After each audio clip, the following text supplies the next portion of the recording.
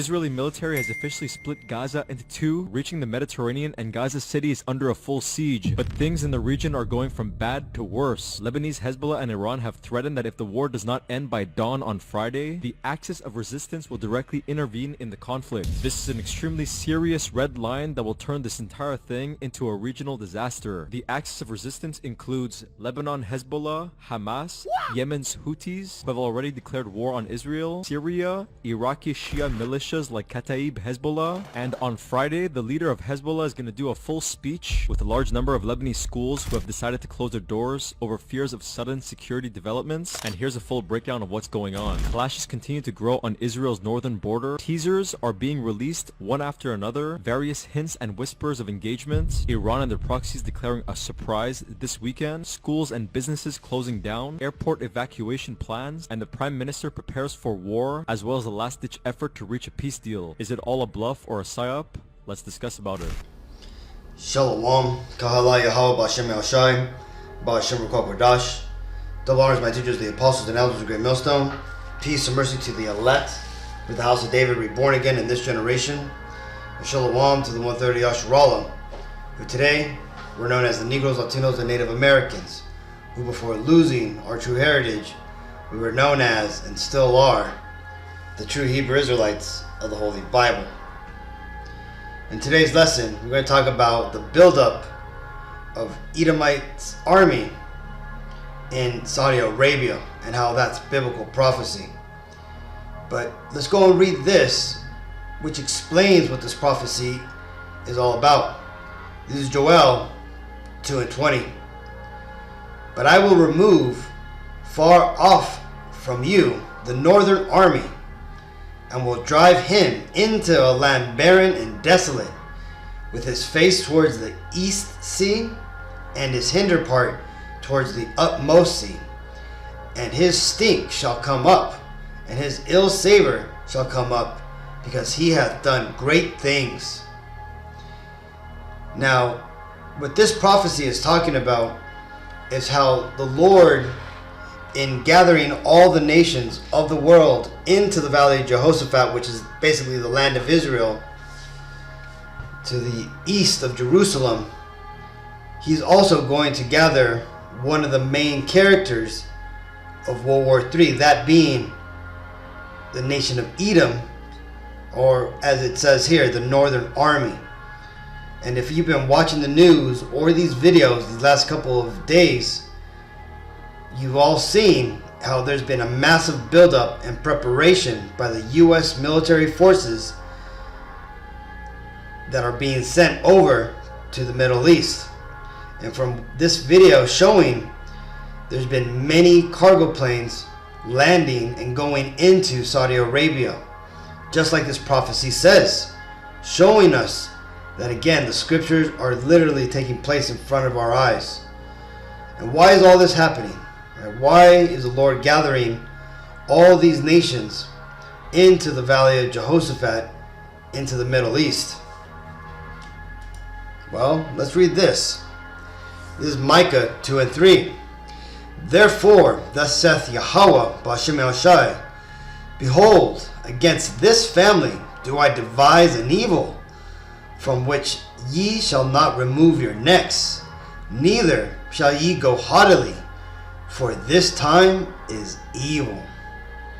So you see, the reason why the Lord is gathering the American army into the Middle East, along with all the other nations of the world, is because first and foremost, he is setting up a trap, right? A trap, as it says here, which these nations, and particularly this family, right, the nation of Edom, that being the biblical name for the Caucasian race, that they will not be able to remove themselves from the coming destruction of their nation. And I'm talking more than just America or England or Israel.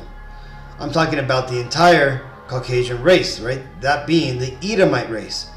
Because you see, this is the very beginning of the end for these Edomites. You see, the Lord is going to bring them into the Middle East to ultimately destroy their army and their force and take them out of power, because that's ultimately where this is going to lead to. You see all these army, military, navy, marines that are going over there and being relocated to the Middle East and the Levant area. Those military members are not going to come back. They're going to basically become fertilizer in that land, as it tells us in 2nd Ezra. When the Lord returns, he's going to destroy all the armies that have been gathered there by his will. And what this will eventually lead to is the destruction of the world powers, and namely, again, the destruction of the Edomite status quo and the eventual gathering up of the remaining Edomites that are going to be in all the other lands, where they'll eventually go into captivity. And that captivity is going to be managed by us Israelites, the Negro, Latino, Native Americans, and namely the elect, that being the 1 out of every 3 Negro, Latino, Native Americans, plus the 144,000 that make it to the kingdom without having to die. Right? We're going to be the ones, Lord will, that's us, that wake up in these end days, get right with the Lord, and repent, and are given the salvation promised in the Bible that was made for our people. Now, that being said, now that we've seen that the judgment for Edom is building up, what does this mean for us Israelites, us Negro, Latino, and Native Americans? Well, let's read this. This is Ezekiel 7 and 6. The end is come. The end is come. It watches for thee. Behold, it is come.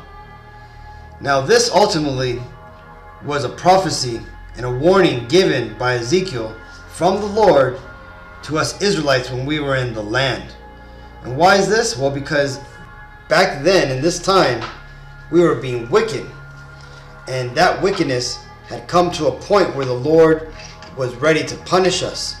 And ultimately, that punishment led to us being taken captive and losing our heritage and being scattered throughout all the world. Well, along with the trap that the Lord is setting up for these Edomites and the other nations, he's also setting it up for the 2/3 of the nation of Israel, that being the 2 out of every 3 Negro, Latino, and Native Americans who are wicked and who are not going to wake up and are going to continue in their blinded ways of living without following God's will.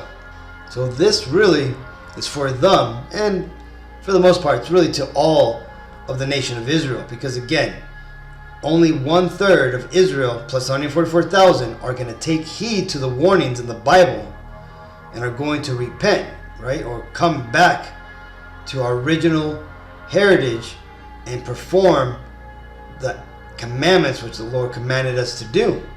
Okay, so again, if we were watching these videos, you're listening to the lessons, you're studying, then you're in a good case.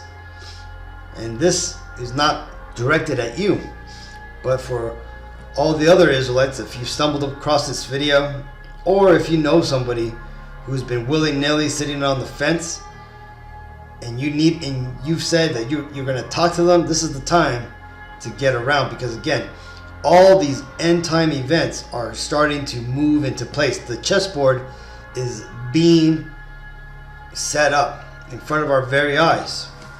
This is Ecclesiasticus 5 and 7. Make no tarrying to turn to the Lord, and put not off from day to day, for suddenly shall that wrath of Yahweh Bashem Yashai come forth, and in thy security thou shalt be destroyed and perish in the day of vengeance. So like the elder Manatazak said, right, you don't have till tomorrow to repent, right? Because again, you only have now, okay? And because you don't know if you're going to not wake up tomorrow. You don't know if these things are going to kick off. So now is the best time to repent. Or what did they say? The best time to do something is yesterday, and the next best time is right now. So, take these lessons that you watch, mine, the apostles, the other Akim, as warnings that these are signs that the Lord is sending you, regardless of who it's being made by. Right? Know that these are signs that the Lord has made for you to get right. So either way, hopefully this video was edifying. You know, we're going to keep watching what's going on over there in the Middle East. Until the next time, I want to give all honor and glory and praises to Yahweh B'Hashem Yahshai B'Hashem Ruach HaKodesh. Shalom.